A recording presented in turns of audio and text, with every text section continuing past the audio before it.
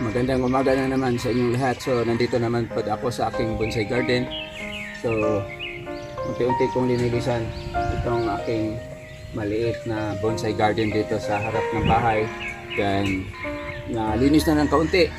So itong ginagawa ko is Ficus microcarpa. Then inatake ng mga uod o ano itong mga insekto na dumadapo dito. So ganito, lagi ko na lang dinidipuyit kasi pag pabayaan ito, masira itong mga dahon. Then we have here ito naman abot.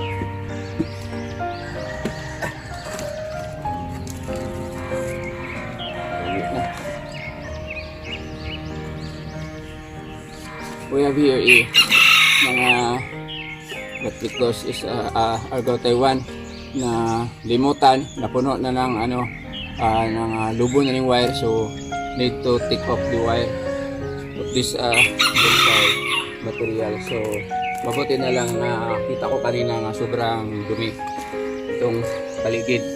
So mga around tato yata itong mga ano ko dito, Argao Taiwan, then this one gusto na lang gamot. That is microcarpa. So malinis na lang konti dito sa aking area.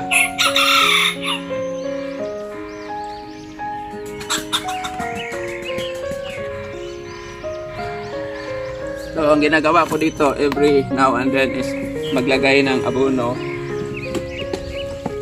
Tapos sa mag-weeding or sabi nila magtanggal ng mga sagbot, grass sa mga bonsai materials natin. Then yung mga sanga gitubo isa tanggalin. Iwanan yung dapat pabayaan. Then time to time monitor sa mga wire na ng lubon, paluagan or di tanggalin, palitan ng bagong wire. Pero usually sa akin is recycle ang ginagawa ko. So balik ko na ito, tapos yun na lang, iiwan ko ang dami pa dito, kailangan linisan, igat pa. So yun na lang.